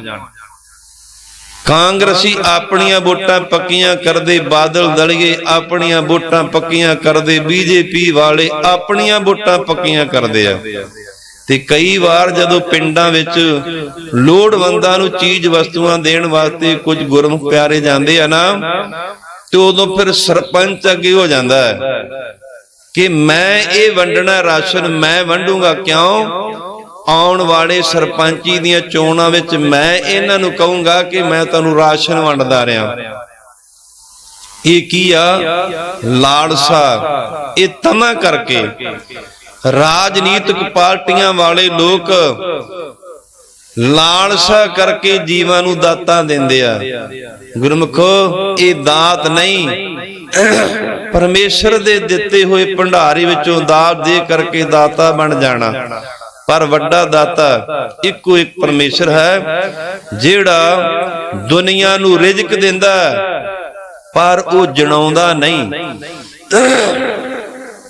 ਇੱਕ ਵਾਰ ਇੱਕ ਮਨੁੱਖ ਕੋਈ ਆਤਮ ਹੱਤਿਆ ਕਰਨ ਲੱਗਿਆ ਸੀ। ਦਰਿਆ ਦੇ ਵਿੱਚ ਛਾਲ ਮਾਰ ਕੇ ਡੁੱਬਣ ਲੱਗਿਆ ਤੇ ਕਿਸੇ ਪ੍ਰੇਮੀ ਨੇ ਫੜ ਕੇ ਬਚਾ ਲਿਆ। ਡੁੱਬਣ ਨਾ ਦਿੱਤਾ, ਉਹਨੂੰ ਬਚਾ ਲਿਆ। ਪਰ ਜਦੋਂ ਵੀ ਕਿਤੇ ਗੱਲ ਹੋਣੀ ਤੇ ਉਸ ਬੰਦੇ ਨੇ ਉਹਨੂੰ ਤਾਨਾ ਮਾਰਨਾ ਕਿ ਤੂੰ ਮਰ ਜਾਣਾ ਸੀ, ਤੂੰ ਡੁੱਬਣ ਲੱਗਾ ਸੀ, ਤੈਨੂੰ ਡੁੱਬਦੇ ਨੂੰ ਮੈਂ ਬਚਾਇਆ। ਬੜਾ ਲੰਮਾ ਸਮਾਂ ਉਹਦੇ ਤਾਨੇ ਸੁਣਦਾ ਰਿਹਾ। ਤੇ ਇੱਕ ਦਿਨ ਇਹੋ ਜਿਹਾ ਆਇਆ, ਉਹ ਬਚਾਉਣ ਵਾਲੇ ਮਨੁੱਖ ਨੂੰ ਉਸ ਜਗ੍ਹਾ ਤੇ ਲੈ ਆਇਆ, ਲਿਆ ਕੇ ਕਹਿਣ ਲੱਗਾ ਮੈਂ ਇਸੇ ਜਗ੍ਹਾ ਤੇ ਡੁੱਬਣ ਲੱਗਾ ਸੀ ਨਾ। ਕਹਿੰਦਾ ਹਾਂ, ਤੂੰ ਮੈਨੂੰ ਬਚਾਇਆ। मैं एक बार मर जाना सी और तेरे ताने सुन करके मैं रोज मरदा है। तू रोज मैनू सुनाउणा कि तू मर जाना सी, तैनू मैं बचाया, तू मर जाना सी, तैनू मैं बचाया। भरावा आ दरिया दा कंढा ते ओही जगह मैनू मार धक्का ते दरिया विच सुੱਟ, उदों ते मैं एक बार मरना सी, तेरे ताने मेहणे सुन करके गुरमुखा मैं रोज मरदा। इसे तरह दुनिया दे लोकां दा रवैया, जे किसे नू काम मतलब दे दिता वो तीन तीन पीढ़ियां सुणाउंदे रहिंदे आ। भाई एक बारी तेरा प्यो मेरे कोले आया सी, फिर बुढ़ा हो गया, तीजी पीढ़ी आ गई। भाई एक बार तेरा दादा मेरे कोले आया सी ते तुहानू फलाना मैं मतलब दिता सी। ते गुरमुखो परमेश्वर एहो जिहा नहीं, सारी सृष्टि नू ओ रिजक दिंदा, पैदा करदा, माता दे गर्भ विच भी पालना करदा, जन्म तो बाद भी जीव दी पालना करदा, पर तिन न तमाए। ओदे मन अंदर कोई तमा नहीं, वो तमो गुणी नहीं। कई बार ਜਿਹੜੇ दानी लोग ਹੁੰਦੇ ਆ ना वो तमो गुणी हो ਜਾਂਦੇ ਆ, कठोर बचन करते आ, मंदा चंगा बोलते आ, पर परमेश्वर सजा जरूर देंदा जीवां दे कर्मां अनुसार। पर गुरमुखो परमेश्वर किसी दी रोजी रोटी बंद नहीं करदा। श्री दशम ग्रंथ दी पावन गुरबाणी अंदर तन सतगुरु श्री गुरु गोबिंद सिंह साहब जी महाराज सच्चे पातशाह दी पावन रसना दे बचन हन। दीन दयाल दया निध, दोखन देखत है पर देत न हारै। जीवां दे दोष अवगुण गुनाह देखदा पर किसी दी रोजी बंद नहीं करदा। पापी नू पापां दी सजा जरूर देंदा, पर गुरमुखो किसी नू भुखा नहीं रखदा, किसी दी रोजी बंद नहीं करदा। वड्डा दाता ये सिद्ध लोको जिहड़ा परमेश्वर है वो सारियां तो वड्डा दाता। तिल न तमाए, तिल बीज मात्र जिन्ने भी उस अकाल पुरख वाहिगुरु दे अंदर कोई तमो गुण नहीं है, ईसा नहीं है। केते मंगहे जोध अपार, किन्ने के ओदे कोलों दात मंगदे आ कि सच्चे पातशाह सानू सूरमताई वाले गुण बख्श। जोध अपार किन्ने क्या जिन्हां दी कोई भी गिनती नहीं। किन्ने सूर में दुनिया ते पहला सी, कोई गिनती नहीं। वो सूरमताई दी दात अकाल पुरख वाहिगुरु ने दिती आ। किन्ने क होणिया गुरमुखो इन्हां दी भी कोई गिनती नहीं। आउण वाले किन्ने सूर में पैदा होणगे कोई गिनती नहीं। दात की मंगदे आ कि सच्चे पातशाह मैनू कोई जित ना सके, मैं अजित सूरमा होवां। दुनिया दा महान जेतू सिकंदर होया ते गुरमुखो दुनिया नू फतेह करदा करदा जदों अटक दरिया ते आया सी ते अटक दरिया ने सिकंदर बादशाह नू लंघण नहीं सी दिता। सिकंदर दी मौत होई, शमशान घाट विच गुरमुखो दी अंतिम क्रिया कीती गई। सिकंदर महान जेतू बादशाह दी माता शमशान घाट जा करके वरलाप कर दिया, अपने पुत दा नाम लैके आवाजा मार दिया। ते शमशान घाट दे विचों आकाशवाणी होई कि माता केड़े सिकंदर दी गल करदे आ। माता ने जवाब दिता कि जे सिकंदर मेरे पुत दे उंगली विच 1.25 लाख दा एक छल्ला पाया सी, मैं उस सिकंदर दी गल करदी आ। अगों आवाज आई, माता तेरे पुत ने ते 1.25 लाख दा छल्ला अपनी उंगल विच पाया सी, पर ए शमशान घाट दे विच ओ सूरबीर सौ गए जिन्हां ने 1.25 लाख छल्लियां दी कढ़ाई दिती सी। उन्हें ते 1.25 लाख दी मुंदरी बनाई, पर ए शमशान घाट विच ओ लोग सौ गए जिन्हां ने 1.25 लाख अपनियां मुंदरियां दी कढ़ाई दिती सी। उन्हां दी मुंदरियां किन्नियां क महंगियां होणगियां। भाव इस शमशान घाट दे विच मरियां दी कोई गिणती नहीं कर सकदा। ਗੁਰਮੁਖੋ, ਰਾਵਣ ਨੇ ਵਰ ਪ੍ਰਾਪਤ ਕੀਤਾ ਸੀ ਕਿ ਮੈਂ ਮਰਾਂ ਨਾ। ਇਸੇ ਤਰ੍ਹਾਂ ਹਰਨਾਕਸ਼ ਨੇ ਵਰ ਪ੍ਰਾਪਤ ਕੀਤਾ ਸੀ ਕਿ ਮੈਂ ਮਰਾਂ ਨਾ, ਮੈਨੂੰ ਕੋਈ ਜਿੱਤੇ ਨਾ। ਸ਼੍ਰੀ ਦਸ਼ਮ ਗ੍ਰੰਥ ਦੇ ਅੰਦਰ ਖੜਕ ਸਿੰਘ ਸੂਰਮੇ ਦਾ ਜ਼ਿਕਰ ਆਉਂਦਾ ਹੈ, ਜਿਹੜਾ ਕ੍ਰਿਸ਼ਨ ਭਗਵਾਨ ਦੇ ਨਾਲ ਜੰਗ ਕਰਦਾ ਸੀ।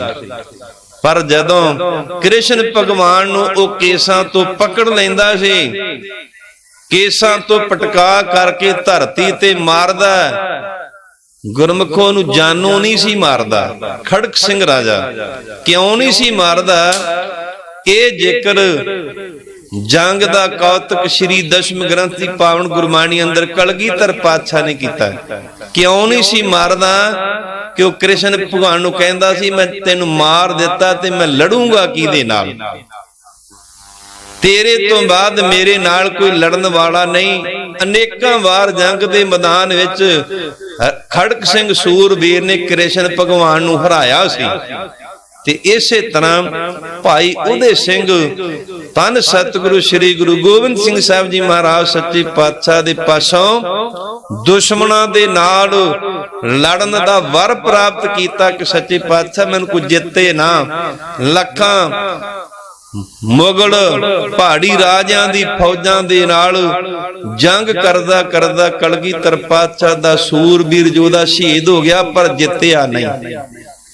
ਇਸੇ ਤਰ੍ਹਾਂ ਭਾਈ ਬਚਿੱਤਰ ਸਿੰਘ ਨੇ ਵਰ ਮੰਗਿਆ ਸੀ, ਜਦੋਂ ਮਸਤ ਹਾਥੀ 22 ਧਰ ਦੇ ਰਾਜਿਆਂ ਨੇ ਮੱਥੇ ਤੇ ਤਵੀਆਂ ਸੁੰਡ ਦੇ ਨਾਲ ਕਿਰਪਾਨ ਬੰਨ ਕਰਕੇ ਜਦੋਂ ਕਿਲੇ ਵੱਲ ਤੋਰਿਆ ਸੀ ਨਾ, ਤੇ ਕਲਗੀਧਰ ਪਾਤਸ਼ਾਹ ਨੇ ਭਾਈ ਬਚਿੱਤਰ ਸਿੰਘ ਨੂੰ ਵਰ ਦਿੱਤਾ ਸੀ, ਨਾਗਣੀ ਵਰਸ਼ਾ ਦਿੱਤਾ ਸੀ।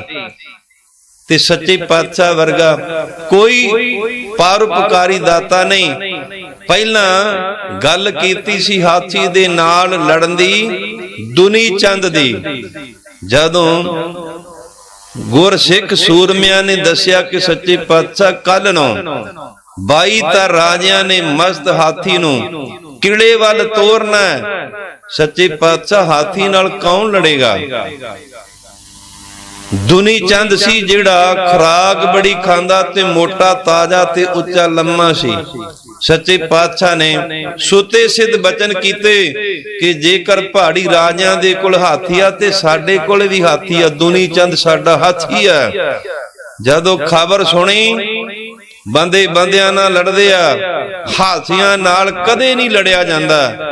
ਤੇ ਗੁਰਮੁਖੋ ਰਾਤ ਨੂੰ ਕਿਲੇ ਦੀ ਕੰਧ ਟੱਪ ਕਰਕੇ ਆਪਣੇ ਸਾਥੀਆਂ ਦੇ ਸਮੇਤ ਆਨੰਦਪੁਰ ਸਾਹਿਬ ਤੋਂ ਦੁਨੀ ਚੰਦ ਭਗੌੜਾ ਹੋ ਗਿਆ ਸੀ। ਦਿਨ ਚੜਿਆ, ਖਬਰ ਮਿਲੀ ਕਿ ਸੱਚੇ ਪਾਤਸ਼ਾਹ ਦੁਨੀ ਚੰਦ ਤੇ ਕਿਲਾ ਛੱਡ ਕੇ ਭੱਜ ਗਿਆ। ਤੇ ਸੱਚੇ ਪਾਤਸ਼ਾਹ ਨੇ ਬਚਨ ਕੀਤੇ, ਜੇਕਰ ਦੁਨੀ ਚੰਦ ਹਾਥੀ ਭੱਜ ਗਿਆ ਤੇ ਸਾਡੇ ਕੋਲੇ ਭਾਈ ਬਚਿੱਤਰ ਸਿੰਘ ਕੇਰੀ ਸ਼ੇਰ ਆ। ਗੁਰਮੁਖੋ 4 ਤਰ੍ਹਾਂ ਦੇ ਸ਼ੇਰ ਹੁੰਦੇ ਆ। ਇੱਕ ਆਮ ਸ਼ੇਰ ਹੁੰਦਾ ਹੈ, ਇੱਕ ਬੱਬਰ ਸ਼ੇਰ ਹੁੰਦਾ ਹੈ, ਇੱਕ ਕੇਰੀ ਸ਼ੇਰ ਹੁੰਦਾ ਤੇ ਇੱਕ ਸਾਰਦੂਲ ਸ਼ੇਰ ਹੁੰਦਾ। 4 ਤਰ੍ਹਾਂ ਦੇ ਸ਼ੇਰ ਹੁੰਦੇ ਆ। ਤੇ ਸੱਚੇ ਪਾਤਸ਼ਾਹ ਨੇ ਬਚਨ ਕੀਤਾ, ਹਾਥੀ ਦੇ ਨਾਲ ਲੜਨ ਵਾਸਤੇ ਸਾਡੇ ਕੋਲੇ ਭਾਈ ਬਚਿੱਤਰ ਸਿੰਘ ਕੇਰੀ ਸ਼ੇਰ ਆ।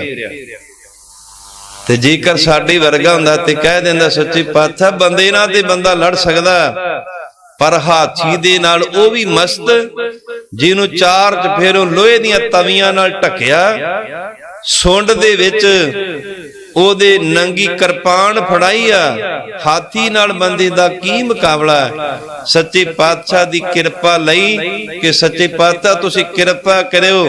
ਇਹ ਤਾਂ ਕੀ ਆ, ਮੈਂ ਰਾਜੇ ਇੰਦਰ ਦੀ ਫੌਜ ਨਾਲ ਲੜ ਸਕਦਾ। ਤੇ ਸੱਚੇ ਪਾਤਸ਼ਾਹ ਦੀ ਬਖਸ਼ਿਸ਼ ਪਾ ਕਰਕੇ ਭਾਈ ਬਚਿੱਤਰ ਸਿੰਘ ਘੋੜੇ ਤੇ ਸਵਾਰ ਹੋਇਆ। ਆਪਣੇ ਘੋੜੇ ਤੇ ਸਵਾਰ ਹੋ ਕਰਕੇ ਗੁਰਮੁਖੋ ਉਹ ਨਾਗਨੀ ਵਰਸ਼ਾ ਹਾਥੀ ਦੇ ਮੱਥੇ ਵਿੱਚ ਮਾਰਿਆ। ਜਦੋਂ ਵਰਸ਼ਾ ਮਾਰਿਆ, ਤਵੀਆਂ ਪਾਟੀਆਂ ਜਿਵੇਂ ਮਾਈਆਂ ਬੀਬੀਆਂ ਮਧਾਣੀ ਰਿੜਕਦੀਆਂ, ਇਸੇ ਤਰ੍ਹਾਂ ਉਸ ਨਾਗਨੀ ਵਰਸ਼ੇ ਨੂੰ ਘੁਮਾਇਆ, ਘੁਮਾ ਕਰਕੇ ਮੱਥੇ ਵਿੱਚੋਂ ਕੱਢਿਆ ਤੇ ਚੀਕਾਂ ਮਾਰਦਾ 22 ਧਾਰ ਦੇ ਰਾਜਿਆਂ ਦੀ ਫੌਜ ਨੂੰ ਮਿੱਧਦਾ। ਵੱਢਦਾ ਕੱਟਦਾ ਪਛਾਹ ਨੂੰ ਚੀਕਾਂ ਮਾਰਦਾ ਭੱਜ ਗਿਆ ਸੀ। ਇਹ ਕਲਗੀਧਰ ਪਾਤਸ਼ਾਹ ਦੀ ਬਖਸ਼ਿਸ਼ ਦਾ ਸਦਕਾ। ਪਰ ਅੱਜ ਕਰਦੇ ਭੁੱਲੇ ਭਟਕੇ ਪ੍ਰਚਾਰਕ ਕਹਿ ਦਿੰਦੇ ਕਿ ਨਹੀਂ, ਨਾਗਣੀ ਵਰਛਾ ਮੱਥੇ ਵਿੱਚ ਨਹੀਂ ਸੀ ਮਾਰਿਆ, ਅੱਖ ਵਿੱਚ ਮਾਰਿਆ ਸੀ।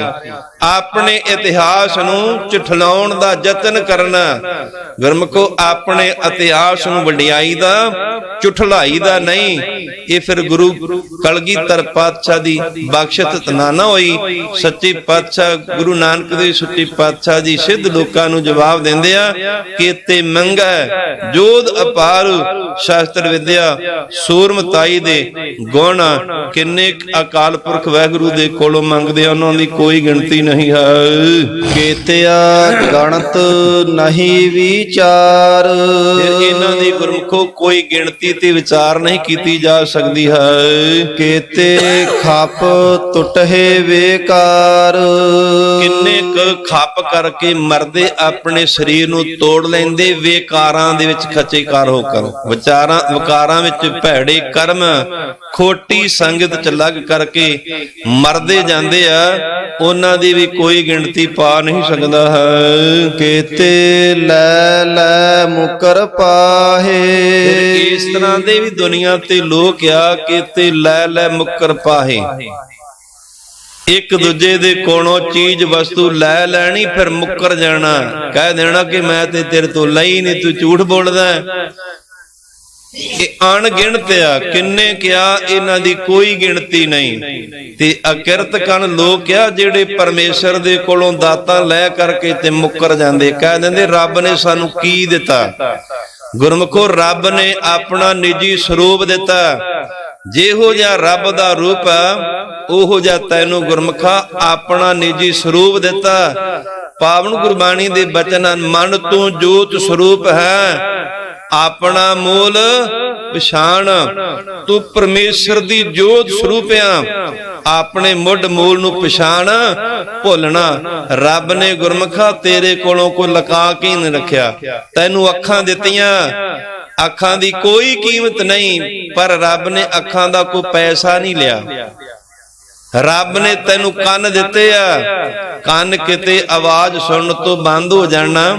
ਜਦੋਂ ਡਾਕਟਰ ਕੋਲੋਂ ਮਸ਼ੀਨ ਲਵਾਉਣੀ ਆ ਤੇ ਡਾਕਟਰ ਪੈਸੇ ਲੈਂਦੇ ਆ, ਫਰੀ ਨਹੀਂ ਦਿੰਦੇ ਆ।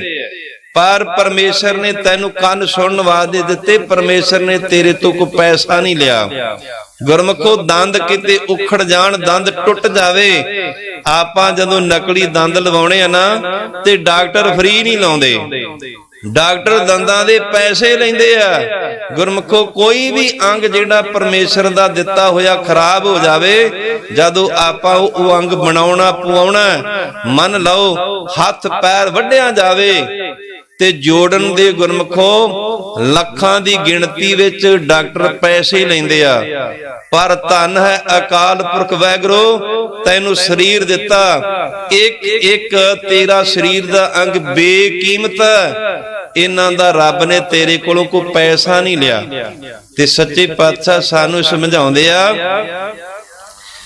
ਕੀਤੇ ਲੈ ਲੈ ਮੁਕਰ ਪਾਏ। ਉਹ ਕਿੰਨੇ ਕਿਹਾ, ਜਿਹੜੇ ਦੁਨਿਆਵੀ ਪੱਖ ਤੋਂ ਦੁਨਿਆਵੀ ਲੋਕਾਂ ਕੋਲੋਂ ਲੈ ਕਰਕੇ ਦਾਰ ਸੁਧਾਰ ਤੇ ਮੁੱਕਰ ਜਾਂਦੇ ਆ। ਉਹ ਕਿੰਨੇ ਕਿਹਾ, ਜਿਹੜੇ ਪਰਮੇਸ਼ਰ ਦੇ ਕੋਲੋਂ ਸਰੀਰ ਰੂਪੀ ਦਾਤ, ਗੁਣਾ ਰੂਪੀ ਦਾਤ, ਫਿਰ ਪਦਾਰਥ ਰੂਪੀ ਦਾਤ, ਸਵਾਰਥ ਰੂਪੀ ਦਾਤ ਗੁਰੂ ਦੇ ਦਰ ਤੋਂ ਲੈ ਕਰਕੇ ਮੁੱਕਰ ਜਾਂਦੇ ਹਨ। ਉਹਨਾਂ ਦੀ ਕੋਈ ਗਿਣਤੀ ਨਹੀਂ ਹੈ। ਕੀਤੇ ਮੂਰਖ ਖਾਹੀ ਖਾਹੇ, ਫਿਰ ਮੂਰਖਾਂ ਦੀ ਵੀ ਗਿਣਤੀ ਨਹੀਂ ਕੋਈ ਦੁਨੀਆ ਵਿੱਚ। ਮੂੰਹ ਰੱਖ ਜਿਨ੍ਹਾਂ ਨੇ ਆਪਣੇ ਮੂੰਹ ਨੂੰ ਰੱਖਿਆ। ਜਿੱਥੇ ਜਾਣਾ ਸਭ ਤੋਂ ਪਹਿਲਾਂ ਖਾਣ ਪੀਣ ਵੇਖਣਾ ਕਿ ਲੰਗਰ ਕਿੱਥੇ ਆ, ਜਾ ਕਰਕੇ ਪਹਿਲਾਂ ਲੰਗਰ ਛਕੀਏ। ਕੀਤੇ ਮੂਰਖ ਖਾਹੀ ਖਾ, ਜਿਨ੍ਹਾਂ ਨੇ ਆਪਣੇ ਮੂੰਹ ਨੂੰ ਅੱਗੇ ਰੱਖਿਆ। ਇਹ ਨਹੀਂ ਵੇਖਣਾ ਕਿ ਸਾਡੇ ਖਾਣ ਵਾਲੀ ਚੀਜ਼ ਆ ਗੁਰਮਤ ਦੇ ਅਸੂਲਾਂ ਵਾਲੀ ਆ ਜਾਂ ਮਨਮਤ ਦੇ ਅਸੂਲਾਂ ਵਾਲੀ ਆ। ਕੀਤੇ ਮੂਰਖ, ਜਿਨ੍ਹਾਂ ਨੇ ਮੂੰਹ ਨੂੰ ਅੱਗੇ ਰੱਖਿਆ, ਖਾਹੀ ਖਾਹੇ, ਉਹਨਾਂ ਖਾਣਾ ਹੀ ਖਾਣਾ ਅੱਗੇ ਰੱਖਿਆ ਹੈ। ਕੀਤਿਆ ਦੁਖ ਭੂਖ ਸਦ ਮਾਰ, ਕਿੰਨਿਆਂ ਨੂੰ ਦੁੱਖਾਂ ਦੀ ਮਾਰ ਪੈਂਦੀ ਆ। ਨਾਨਕ ਦੁਖੀਆ ਸਭ ਸੰਸਾਰ ਤੇ ਕਿੰਨਿਆਂ ਨੂੰ ਭੁੱਖ ਮਰੀ ਦੀ ਇਹ ਦੁੱਖ ਲੱਗਾ। ਇਹਨਾਂ ਦੀ ਦੁੱਖ ਦੀ ਤੇ ਭੁੱਖ ਦੀ ਕੋਈ ਗਿਣਤੀ ਨਹੀਂ, ਕਿੰਨਿਆਂ ਨੂੰ ਦੁੱਖ ਲੱਗਾ। ਆਪਾਂ ਹਸਪਤਾਲਾਂ ਵਿੱਚ ਲਾਈਏ ਨਾ, ਜਾਈਏ ਕਿਤੇ ਵੇਖਣ ਵਾਸਤੇ ਤੇ ਹਸਪਤਾਲ ਬਿਮਾਰਾਂ ਦੇ ਨਾਲ ਭਰੇ ਹੁੰਦੇ ਆ, ਕੋਈ ਗਿਣਤੀ ਨਹੀਂ। ਜਿਹੜੇ ਹਸਪਤਾਲ ਵਿੱਚ ਤੁਸੀਂ ਜਾਓਗੇ ਇਸ ਤਰ੍ਹਾਂ ਵੇਖਣ ਨੂੰ ਲੱਗਦਾ ਕਿ ਸਾਰੀ ਦੁਨੀਆ ਦੇ ਲੋਕ ਹਸਪਤਾਲਾਂ ਵਿੱਚ ਇਕੱਠੇ ਹੋ ਗਏ ਆ। ਤੇ ਜਿੱਥੇ ਕਿਤੇ ਰਾਸ਼ਨ ਮੰਡੀ ਦਾ ਜਾ ਕੇ ਵੇਖੋਗੇ ਤੇ ਇਸ ਤਰ੍ਹਾਂ ਮਹਿਸੂਸ ਹੁੰਦਾ ਕਿ ਸਾਰੀ ਦੁਨੀਆ ਦੇ ਲੋਕ ਹੀ ਰਾਸ਼ਨ ਲੈਣ ਵਾਸਤੇ ਆ ਗਏ ਆ। ਸੱਚੇ ਪਾਤਸ਼ਾਹ ਸਿੱਧ ਲੋਕਾਂ ਦੀ ਬੇਨਤੀ ਨੂੰ ਪ੍ਰਵਾਨ ਕਰਕੇ ਸਾਨੂੰ ਸਮਝਾਉਂਦੇ ਆ ਕਿ ਤਿਆਂ ਦੁੱਖ ਭੁੱਖ ਸਦ ਮਾਰ, ਜਿਨ੍ਹਾਂ ਨੂੰ ਸਦਾ ਵਾਸਤੇ ਪਰਮੇਸ਼ਰ ਦੀ ਦਰਗਾਹ ਵਿੱਚ ਦੁੱਖ ਤੇ ਭੁੱਖ ਦੀ ਮਾਰ ਪੈਂਦੀ, ਇਹਨਾਂ ਦੀ ਵੀ ਕੋਈ ਗਿਣਤੀ ਨਹੀਂ ਹੈ। ਇਹ ਭੇ ਦਾਤ ਤੇਰੀ ਦਾਤਾਰ। ਫਿਰ ਇਹ ਤੇ ਮੂਰਖ ਲੋਕ ਆ, ਪਰ ਜਿਹੜੇ ਪਰਮੇਸ਼ਰ ਦੇ ਪਿਆਰੇ ਆ ਨਾ, ਉਹ ਰੱਬ ਨੂੰ ਲਾਮਾ ਨਹੀਂ ਦਿੰਦੇ। ਇਹ ਭੇ ਸੱਚੇ ਪਾਤਸ਼ਾਹ ਇਹ ਵੀ ਦਾਤ, ਸੱਚੇ ਪਾਤਸ਼ਾਹ ਤੇਰੀ ਦਾਤ ਆ ਦਾਤਾਰ। ਉਹ ਦਾਤਾ ਦੇਣ ਵਾਲਾ ਨਾ ਜਿਹੜਾ, ਉਹਦੀਆਂ ਦਿੱਤੀਆਂ ਹੋਈਆਂ ਇਹ ਸਾਰੀਆਂ ਦੁਨੀਆ ਦੇ ਉੱਪਰ ਦਾਤਾ ਹਨ। ਬੰਦ ਖਲਾਸੀ ਭਾਣੈ ਹੋਏ। ਫਿਰ ਕਈਆਂ ਨੂੰ ਕੈਦ ਹੋ ਜਾਂਦੀ ਆ ਤੇ ਕਈਆਂ ਨੂੰ ਬੰਦ ਖਲਾਸੀ ਹੋ ਜਾਂਦੀ ਆ। ਇਹ ਜਿਹੜੇ ਦੁਨੀਆ ਦੀ ਇੱਕ, ਇਹ ਸੰਸਾਰ ਵੀ ਇੱਕ ਕੈਦ ਆ। ਇੱਕ ਜੋਨ ਵਿੱਚੋਂ ਨਿਕਲਣਾ, ਦੂਜੀ ਵਿੱਚ ਪੈ ਜਾਣਾ ਗੁਰਮੁਖੋ, ਇਹ ਵੀ ਇੱਕ ਕੈਦ ਆ। ਬੰਦੀ ਖਾਨੇ ਵਿੱਚ ਪੈਣਾ ਇਹ ਵੀ ਪਰਮੇਸ਼ਰ ਦੇ ਭਾਣੇ ਵਿੱਚ ਆ। ਬੰਦੀ ਖਾਨੇ ਵਿੱਚੋਂ ਮੁਕਤ ਹੋਣਾ ਇਹ ਵੀ ਪਰਮੇਸ਼ਰ ਦੀ ਇੱਕ ਦਾਤ ਹੈ। ਪਰਮੇਸ਼ਰ ਦੇ ਭਾਣੇ ਵਿੱਚ ਹੀ ਸਭ ਕੁਝ ਹੁੰਦਾ ਹੈ। ਹੋਰ ਆਖ ਨਾ ਸਕੈ ਕੋਏ। ਪਰਮੇਸ਼ਰ ਤੋਂ ਬਿਨਾਂ ਹੋਰ ਕੋਈ ਆਖਣ ਵਾਲਾ ਨਹੀਂ ਹੈ। ਜੇ ਕੋ ਖਾਇਕ ਆਖਣ ਪਾਏ। ਇਹ ਖਾਇਕ ਕਹਿੰਦੇ ਮੂਰਖ ਨੂੰ।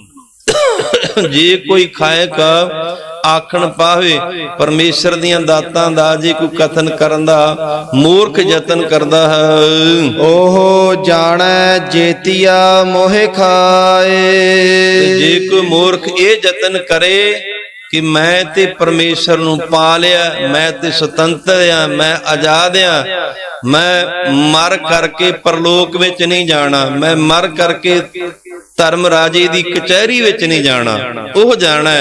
ਫਿਰ ਜਿਹੜਾ ਗੱਲਾਂ ਤੇ ਵੱਡੀਆਂ ਵੱਡੀਆਂ ਕਰਦਾ ਕਿ ਮੈਂ ਤੇ ਜੀਵਨ ਮੁਕਤ ਆ, ਆਮ ਤੌਰ ਤੇ ਤੁਸੀਂ ਕਿਸੇ ਡੇਰੇਦਾਰ ਕੋਲੇ ਜਾਓਗੇ ਨਾ ਤੇ ਗੁਰਮੁਖੋ ਵੱਡੇ ਮੰਜੇ ਤੇ ਬੈਠਾ ਹੁੰਦਾ, ਆਪਣੇ ਮੰਜੇ ਦੇ ਉੱਪਰ ਕਿਸੇ ਨੂੰ ਬਹਿਣ ਨਹੀਂ ਦਿੰਦਾ। ਸਿਰਫ ਉਹਦੇ ਮੰਜੇ ਨੂੰ ਆਪਾਂ ਮੱਥਾ ਟੇਕ ਸਕਦੇ ਆ, ਉਹਦੇ ਮੰਜੇ ਦੇ ਉੱਪਰ ਪੈਸੇ ਰੱਖ ਸਕਦੇ ਆ।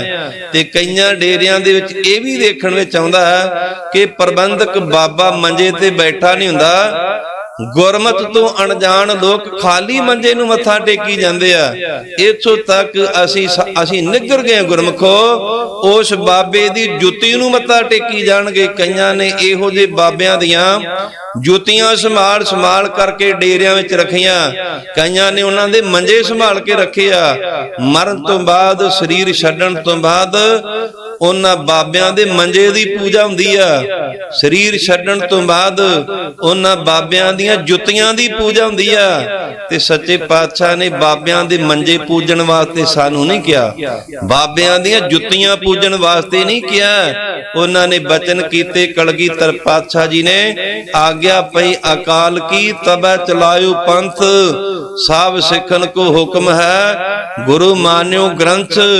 ਗੁਰੂ ਗ੍ਰੰਥ ਜੀ ਮਾਨਿਓ ਪ੍ਰਗਟ ਗੁਰਾਂ ਕੀ ਦੇ, ਜੋ ਪ੍ਰਭ ਕੋ ਮਿਲਿਓ ਚਾਹੈ ਖੋਜ ਸ਼ਬਦ ਮੈਂ ਲੈ। ਪਰਚਾ ਸ਼ਬਦ ਦਾ ਦੀਦਾਰ ਖਾਲਸੇ ਦੇ ਤੇ ਪੂਜਾ ਅਕਾਲ ਦੀ ਕਰਨੀ ਆ। ਤੇ ਅਸੀਂ ਲੋਕਾਂ ਨੇ ਮੰਜਿਆਂ ਦੀ ਪੂਜਾ ਕਰਨੀ ਸ਼ੁਰੂ ਕਰ ਦਿੱਤੀ ਆ, ਅਸੀਂ ਲੋਕਾਂ ਨੇ ਜੁੱਤੀਆਂ ਦੀ ਪੂਜਾ ਕਰਨੀ ਸ਼ੁਰੂ ਕਰ ਦਿੱਤੀ। ਪਰ ਗੁਰਮਖੋ ਇਹ ਗੁਰਮਤ ਦਾ ਅਸੂਲ ਨਹੀਂ, ਇਹ ਗੁਰਮਤ ਦੇ ਉਲਟ ਆ। ਤੇ ਸੱਚੇ ਪਾਤਸ਼ਾਹ ਸਾਨੂੰ ਸਮਝਾਉਂਦੇ ਆ, ਉਹ ਜਾਣੇ ਜੀਤੀਆਂ ਮੋਹਿ ਖਾਏ। ਉਹ ਜਾਣੇਗਾ ਜਦੋਂ ਪਰਲੋਕ ਦੇ ਵਿੱਚ ਜਾ ਕਰਕੇ ਜਮ ਰਾਜੇ ਜਾਂ ਉਹਦੇ ਦੂਤਾਂ ਦੀ ਜਦੋਂ ਮਾਰ ਮੂੰਹ ਤੇ ਖਾਣੀ ਪਵੇਗੀ। ਆਪੇ ਜਾਣੈ ਆਪੇ ਦੇ। ਉਹ ਅਕਾਲ ਪੁਰਖ ਆਪ ਹੀ ਜਾਣਦਾ ਜੀਵ ਦੇ ਕਰਮਾਂ ਦੇ ਅਨੁਸਾਰ ਸੁਖ, ਜੀਵ ਦੇ ਕੀਤੇ ਹੋਏ ਖੋਟੇ ਕਰਮਾਂ ਦੇ ਅਨੁਸਾਰ ਦੁੱਖ ਮਿਲਦਾ। ਉਹ ਆਪ ਹੀ ਅਕਾਲ ਪੁਰਖ ਵਾਹਿਗੁਰੂ ਜਾਣ ਕਰਕੇ ਜੀਵਾਂ ਨੂੰ ਇਹੋ ਜੀਆਂ ਦਾਤਾਂ ਦਿੰਦਾ ਹੈ। ਆਖੇ ਸੇ ਭੇਕਈ ਕੇ। ਪਰ ਜਿਹੜੇ ਪਰਮੇਸ਼ਰ ਦੇ ਪਿਆਰੇ ਆ ਨਾ, ਆਖੈ ਸੇ ਪੇ, ਉਹ ਕਹਿੰਦੇ ਆ ਕਿ ਦੁੱਖ ਤੇ ਸੁਖ ਇਹ ਜੀਵ ਦੇ ਕਰਮਾਂ ਅਨੁਸਾਰ ਆ। ਉਹ ਰੱਬ ਨੂੰ ਲਾਮਾ ਨਹੀਂ ਦਿੰਦੇ, ਉਹ ਰੱਬ ਨੂੰ ਤਾਨਾ ਨਹੀਂ ਮਾਰਦੇ। ਉਹ ਪਰਮੇਸ਼ਰ ਦੀ ਦਾਤ ਹੀ ਤੇ ਜੀਵ ਦੇ ਕਰਮਾਂ ਅਨੁਸਾਰ ਹੀ ਦੁੱਖ ਤੇ ਸੁਖ ਜਾਣਦੇ ਹਨ। ਜਿਸਨੋ ਬਖਸ਼ੇ ਸਿਫਤ ਸਲਾਹ। ਜਿਸ ਪ੍ਰੇਮੀ ਨੂੰ ਸੱਚੇ ਪਾਤਸ਼ਾਹ ਨੇ ਸਿਫਤ ਬਖਸ਼ੀ ਆ। ਸਿਫਤ ਹੁੰਦੀ ਹੈ ਇਕੱਲੇ ਬੈਠ ਕਰਕੇ ਭਗਤੀ ਕਰਨੀ, ਬੰਦਗੀ ਕਰਨੀ। ਸਲਾਹ ਸੰਗਤ ਵਿੱਚ ਆ ਕਰਕੇ ਕਥਾ ਕੀਰਤਨ ਕਰਨਾ ਜਾਂ ਸੁਣਨਾ। ਤੇ ਸੱਚੇ ਪਾਤਸ਼ਾਹ ਨੇ ਜਿਨ੍ਹਾਂ ਨੂੰ ਕਿਰਪਾ ਕਰਕੇ ਤਰਸ ਕਰਕੇ ਸਿਫਤ ਤੇ ਸਲਾਹ ਬਖਸ਼ਿਸ਼ ਕੀਤੀ ਹੈ। ਨਾਨਕ ਪਾਤਸ਼ਾਹੀ ਪਾਤਸ਼ਾਹੋ। ਗੁਰਮੁਖੋ, ਉਹ ਰਾਜਿਆਂ ਦਾ ਵੀ ਰਾਜਾ, ਉਹ ਚੱਕਰਵਰਤੀ ਬਾਦਸ਼ਾਹ ਦਾ ਵੀ ਬਾਦਸ਼ਾਹ।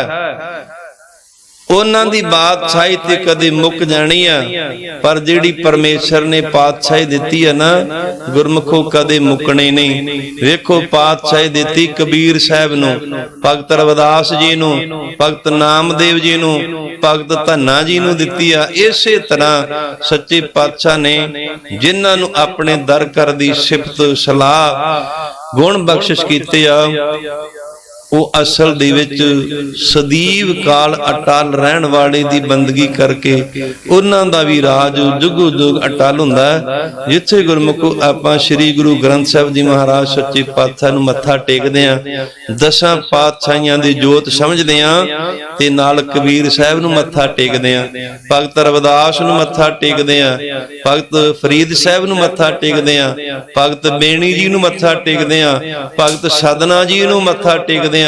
ਇਸੇ ਤਰ੍ਹਾਂ ਭਗਤ ਪੀਪਾ ਜੀ ਨੂੰ ਮੱਥਾ ਟੇਕਦੇ ਆ। ਜਿਨ੍ਹਾਂ ਵੀ ਭਗਤ ਸਾਹਿਬਾਨਾਂ ਦੀ ਗੁਰਬਾਣੀ ਪੰਚਮ ਪਾਤਸ਼ਾਹ ਜੀ ਨੇ ਸ੍ਰੀ ਗੁਰੂ ਗ੍ਰੰਥ ਸਾਹਿਬ ਜੀ ਮਹਾਰਾਜ ਸੱਚੇ ਪਾਤਸ਼ਾਹ ਦੇ ਸਰੂਪ ਅੰਦਰ ਦਰਜ ਕੀਤੀ, ਤੇ ਉੱਤੇ ਸਰਲੇਖ ਕੀ ਲਿਖਿਆ? ਭਗਤ ਕਬੀਰ ਸਾਹਿਬ ਜੀ, ਜਾਂ ਜੀ ਕਿਹਾ ਉਹਨਾਂ ਨੂੰ, ਜੀ ਤੋਂ ਬਿਨਾਂ ਕੋਈ ਤੁਕ ਨਹੀਂ ਉਚਾਰਨ ਕੀਤੀ। ਸ਼ਲੋਕ ਭਗਤ ਕਬੀਰ ਜੀ ਕੇ, ਫਰੀਦ ਜੀ ਕੇ, ਜਿੱਥੇ ਵੀ ਗੁਰਬਾਣੀ ਭਗਤ ਸਾਹਿਬਾਨਾਂ ਦੀ ਲਿਖੀ ਆ, ਤੇ ਨਾਲ ਸੱਚੇ ਪਾਤਸ਼ਾਹ ਨੇ ਜੀ ਸ਼ਬਦ ਲਿਖਿਆ। ਜੀ ਸ਼ਬਦ ਕਿਉਂ ਲਿਖਿਆ? ਉਹ ਵੱਡੇ ਦੇ ਦਰ ਤੇ ਆ ਕਰਕੇ ਗੁਰਮੁਖੋ ਵੱਡੇ ਬਣ ਗਿਆ। ਜੇਕਰ ਉਹ ਵੀ ਆਮ ਲੋਕਾਂ ਵਰਗੇ ਹੁੰਦੇ ਤੇ ਧੰਨ ਸਤਿਗੁਰੂ ਸ੍ਰੀ ਗੁਰੂ ਗ੍ਰੰਥ ਸਾਹਿਬ ਜੀ ਮਹਾਰਾਜ ਸੱਚੇ ਪਾਤਸ਼ਾਹ ਦੇ ਅੰਦਰ ਗੁਰੂ ਨਾਨਕ ਸਾਹਿਬ ਜੀ ਦੇ ਬਰਾਬਰ ਉਹਨਾਂ ਦਾ ਗੁਰਬਾਣੀ ਸਰੂਪ ਨਾ ਹੁੰਦਾ। ਹੋਰ ਵੀ ਕਈ ਲੋਕ ਗੁਰਬਾਣੀ ਲਿਖਾਉਣ ਵਾਸਤੇ ਆਏ ਸਨ, ਪਰ ਪੰਚਮ ਪਾਤਸ਼ਾਹ ਨੇ ਜਵਾਬ ਦੇ ਦਿੱਤਾ, ਨਹੀਂ ਭਾਈ, ਤੁਹਾਡੀ ਗੁਰਬਾਣੀ ਗੁਰਮਤ ਦੀ ਕਸਵੱਟੀ ਤੇ ਨਹੀਂ ਢੁਕਦੀ। ਇਸ ਕਰਕੇ ਉਹਨਾਂ ਲੋਕਾਂ ਦੀ ਗੁਰਬਾਣੀ ਸੱਚੇ ਪਾਤਸ਼ਾਹ ਨੇ ਪਾਵਨ ਗੁਰਬਾਣੀ ਅੰਦਰ ਅੰਕਿਤ ਨਹੀਂ ਕੀਤੀ। ਇਹ ਸਤਿਗੁਰੂ ਸਾਹਿਬ ਜੀ ਦੀ ਕਿਰਪਾ ਦਾ ਸਦਕਾ ਆਪਾਂ ਸਾਰਿਆਂ ਨੇ ਪਾਵਨ ਗੁਰਬਾਣੀ ਦੀ ਕਥਾ ਵਿਚਾਰ ਸਰਵਣ ਕੀਤੀ ਹੈ। ਦਾਸ ਪਾਸੋਂ ਪਾਵਨ ਗੁਰਬਾਣੀ ਦੀ ਕਥਾ ਵਿਚਾਰ ਕਰਦਿਆਂ ਏਕ ਨਹੀਂ ਅਨੇਕ ਹੀ ਪ੍ਰਕਾਰ ਦੀਆਂ ਬੇਅੰਤ ਭੁੱਲਾਂ ਤਰੁੱਟੀਆਂ ਜ਼ਰੂਰ ਹੋਈਆਂ ਹੋਣਗੀਆਂ। ਧੰਨ ਸਤਿਗੁਰੂ ਸ੍ਰੀ ਗੁਰੂ ਗ੍ਰੰਥ ਸਾਹਿਬ ਜੀ ਮਹਾਰਾਜ ਸੱਚੇ ਪਾਤਸ਼ਾਹ ਅਤੇ ਗੁਰੂ ਕੀ ਖਾਲਸਾ ਸਾਧ ਸੰਗਤ ਨੇ ਹੋਈ ਭੁੱਲ ਚੁੱਕ ਦੀ ਖਿਮਾ ਬਖਸ਼ ਦੇਣੀ, ਅੱਗੇ ਵਾਸਤੇ ਸਮਤ ਬਖਸ਼ਣੀ। ਸਤਿਗੁਰੂ ਸਾਹਿਬ ਜੀ ਰਹਿਮਤ ਕਰਨ। ਪੜ੍ਹੀ ਗੁਰਬਾਣੀ ਕੀਰਤਨ ਕਥਾ ਵਿਚਾਰ ਦਾ ਮਹਾਤਮ ਆਪਣੇ ਸਾਰੇ ਹੀ ਕਲਯੁਗ ਜੀਵਾਂ ਦੇ ਹਿਰਦਿਆਂ ਤੇ ਵਸਾਉਣ, ਤਾਂ ਕਿ ਆਪਣਾ ਸਾਰਿਆਂ ਦਾ ਇਹ ਲੋਕ ਸੁਖੀਏ ਪਰਲੋਕ ਸਹੇਲੇ। ਨਾਨਕ ਹਰ ਪ੍ਰਭ ਆਪੇ ਮੇਲੇ ਦੀ ਦਾਤ ਨੂੰ ਆਪਾਂ ਸਾਰੇ ਪ੍ਰਾਪਤ ਕਰ ਸਕੇ। ਜਿਸਨੋ ਬਖਸ਼ੇ ਸਿਫਤ ਸਲਾਹ, ਨਾਨਕ ਪਾਤਸ਼ਾਹੀ ਪਾਤਸ਼ਾਹੋ। ਵਾਹਿਗੁਰੂ ਜੀ ਕਾ ਖਾਲਸਾ, ਵਾਹਿਗੁਰੂ ਜੀ ਕੀ ਫਤਿਹ।